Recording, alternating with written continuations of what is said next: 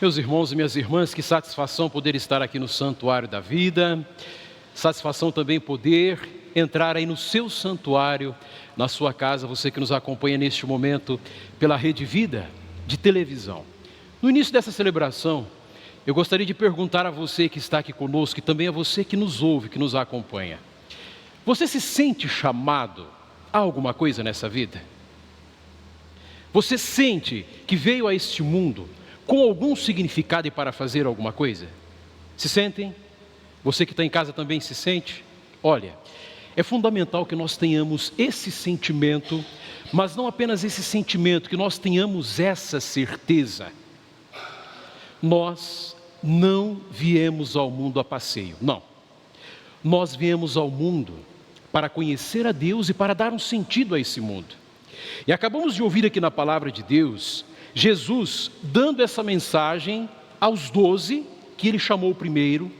Mas atenção, nesses 12 estávamos eu e você. Esses 12 já não evangelizam mais. Esses 12 já não caminham mais aqui nessa terra.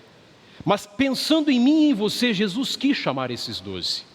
Coisa bonita de se pensar é quando nós temos a certeza de que alguém reza por nós. Vocês gostam quando alguém reza por vocês? Eu fico feliz quando alguém diz assim: padre, olha, eu rezei pelo Senhor. Ou diz, eu estou rezando pelo Senhor. Eu acho isso muito bom. É melhor que alguém reze por nós do que fale mal de nós, não é? É bom quando alguém reze por nós. Se você quiser nos acompanhar, né, ou melhor, quem está nos acompanhando agora, ou vocês que estão aqui no Santuário da Vida, quiserem aprofundar um pouquinho mais, há um evangelho paralelo que é o de São Lucas, no capítulo 6. Marcos diz aqui, Jesus subiu ao monte. Por que Jesus subia ao monte? Para rezar. Jesus sempre subiu ao monte para rezar. São Lucas, ele vai dizer isso no capítulo 6, que Jesus subiu ao monte, ficou ali a noite toda em oração, e assim que ele voltou, ele fez a escolha dos 12. Nós poderíamos entender, meus irmãos e minhas irmãs, que esses 12 são o fruto da oração de Jesus. Mas nós podemos entender também que eu e você somos os frutos da oração de Jesus. Vamos repetir? Eu sou o fruto da oração de Jesus. Juntos? É muito amor. Quando nós temos essa certeza, o nosso coração se enche de amor, porque alguém pensou em nós antes que nós mesmos pudéssemos pensar. Jesus pensou em mim e em você. E aqui eu volto novamente àquela pergunta: você se sente chamado a alguma coisa? Nós precisamos nos sentir chamados, sim. Deus nos chamou um dia à vida. Eu vim ao mundo um dia, os meus pais estão aqui, e através deles, Deus me chamou um dia à vida. Como Deus chamou cada um de nós à vida um dia. Estamos aqui no Santuário da Vida para celebrar o quê? Este chamado do Senhor. E olha que coisa linda, Jesus chama os 12, então Jesus designou os 12 para que ficassem com Ele. Em primeiro lugar, Jesus não chama para qualquer coisa. As pessoas às vezes não chamam para qualquer coisa, né? Tem algumas pessoas que a gente fala, quando toca o telefone, fala, ai, se eu atender esse telefone, vai me chamar para alguma coisa ou vai pedir. Jesus não. Jesus chama em primeiro lugar para ficar com Ele. E esse verbo ficar aqui na Sagrada Escritura, não é uma coisa superficial, é muito profunda. Eu não sei se vocês se recordam, mas tem uma ocasião em que Filipe chega até Natanael e diz assim: Natanael, eu encontrei o Senhor, eu achei o Cordeiro de Deus. E aí de onde que ele é? Ele é de Nazaré. Aí Natanael diz assim: mas de Nazaré pode sair alguma coisa boa, Filipe? Você recorda dessa passagem? Filipe insiste com ele: vem aqui e veja. Ou seja, para conhecer aquele Salvador era preciso ficar com ele. Existem outras ocasiões. Uma coisa bonita a gente vê lá no Evangelho de Lucas, capítulo 24, finalzinho, dos discípulos de Emaús. Quando os discípulos estão caminhando, voltando de Jerusalém, Jesus se aproxima deles, começa a caminhar com eles, se recordam disso, né? E quando Jesus faz de conta que está indo embora, os discípulos dizem: fica conosco. Mais uma vez o verbo ficar. Se eu não me engano, eu não sou biblista, mas no grego a expressão é parabesianto. O que significa isso? É quando se deseja muito que alguém fique. É quando a presença de alguém é muito importante, é significativa, nós desejamos que essa pessoa fique. Jesus nos chama em primeiro lugar para ficar com Ele. Por que ficar com Jesus? Porque a presença dele qualifica, meus irmãos e minhas irmãs. Cada um de nós que fomos chamados a fazer alguma coisa, nós necessitamos de ficar na presença do Mestre. E como é importante descobrirmos a importância de ficar com o Mestre.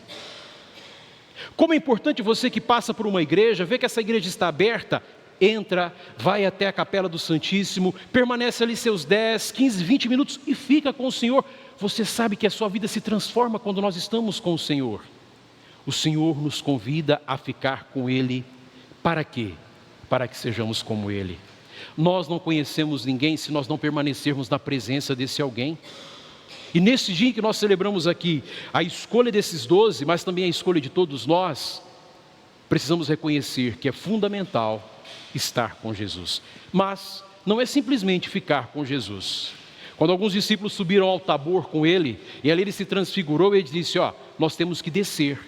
Temos que colocar os pés na realidade, ou seja, depois de ficar com o Mestre, nós somos enviados a fazer alguma coisa. Sim, eu e você, como eu disse, não estamos aqui a passeio, estamos aqui enviados para fazer alguma coisa. E Jesus nos diz aqui, enviou-os a pregar e deu autoridade para expulsar os demônios. O que é o demônio? É o grande símbolo do mal. Eu e você estamos nessa terra, e como os 12 nós somos chamados, justamente para quê? Para pregar o bem e evitar o mal. Essa é a nossa missão. Tem muita gente por aí que ainda não sabe o que está fazendo nesse mundo, não encontrou ainda o significado de estar aqui nessa terra.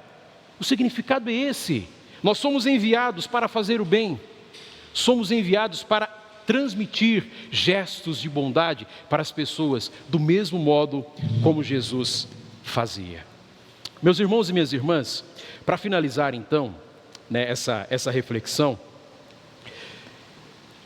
eu estou me recordando aqui de um pensador, eu não me recordo se essa citação é de Goethe, me desculpe, eu sei que a gente está em rede nacional, mas o importante é a ideia, de Goethe. Ele nos diz assim, a citação, diz que haverá um momento na nossa vida, e provavelmente no mais tardar da nossa vida, o que vai acontecer? O homem que somos, ou a pessoa que somos, vai se aproximar daquela pessoa que nós poderíamos ser, e vai dizer assim, eu sou aquele que você poderia ter sido. Mas vocês vão entender, olha que coisa linda São Marcos fala. São Marcos coloca logo no início do Evangelho, o chamado dos 12. Mas São Marcos, ele vai um pouquinho além, ele não fica simplesmente no chamado dos 12.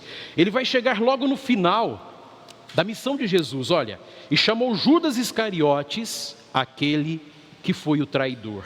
Que coisa interessante, todos eles tiveram a oportunidade de ter o mesmo início. Tiveram ou não tiveram? Todos eles tiveram a oportunidade de serem chamados por Jesus, todos eles tiveram a oportunidade de caminhar com Jesus, todos eles tiveram a oportunidade de fazer muita refeição com Jesus, ou seja, viveram uma vida com Jesus. Mas Judas fez uma escolha diferente. Se pegarmos São Pedro, que foi o primeiro a ser chamado, no final da vida, lá em Roma, o que acontece com Pedro? Pedro é fiel ao Senhor. A vida de Pedro não terminou na negação. A vida de Pedro não terminou naquela noite. Pedro teve a oportunidade de se refazer, de se reconstruir, como eu e você temos a oportunidade todos os dias de nos refazer, de nos reconstruirmos. A vida de Pedro não terminou ali, mas a vida de Judas, infelizmente, apesar de ter permanecido tanto tempo na presença de Jesus, a vida de Judas Iscariotes terminou naquela noite em que ele traiu Jesus. Irmãos, isso significa que eu e você, que reconhecemos ser chamados por Cristo, temos todos os dias a oportunidade e a obrigação de fazer as nossas escolhas. Se a gente pudesse se projetar daqui a alguns anos, em que lugar você estaria? Quem você seria? Como você seria? Jesus chamou os 12 para viver uma fé de alto nível. E eles entenderam isso. Todos eles deram a vida pelo Mestre, exceto Judas, porque se colocou em primeiro lugar. Quando nós colocamos Deus em primeiro lugar, nós somos capazes de atingir o ápice daquilo que fomos criados para ser, daquilo que fomos chamados para viver. Sejamos assim também nós. São Sebastião viveu a sua vida. São Sebastião, um soldado romano que era chefe de outros soldados, deu seu testemunho de vida, levou a sua fé até as últimas consequências. Que São Sebastião interceda por cada um de nós. Que nós também tenhamos a coragem de dar a vida pelo Mestre. Que amanhã ou depois, quando nós formos acertar as contas conosco mesmos, né? Quando chegar o mais alto da nossa vida, a gente olhe para nós e sejamos capazes de dizer: eu consegui ser o que Deus esperava de mim. Eu cheguei ao máximo de mim. Eu consegui ser o melhor esposo para minha esposa. Eu fiz o possível para ser a melhor esposa para o meu esposo. Eu consegui ser o melhor pai para os meus filhos, a melhor mãe para os meus filhos. Eu consegui ser o melhor profissional para as pessoas que precisavam de mim. Nós somos chamados por Jesus para isso, para transformar o mundo, para fazer o bem. Que São Sebastião, como deu a vida pelo Mestre, nos ensine a darmos a nossa vida também. Jesus manso e humilde de coração.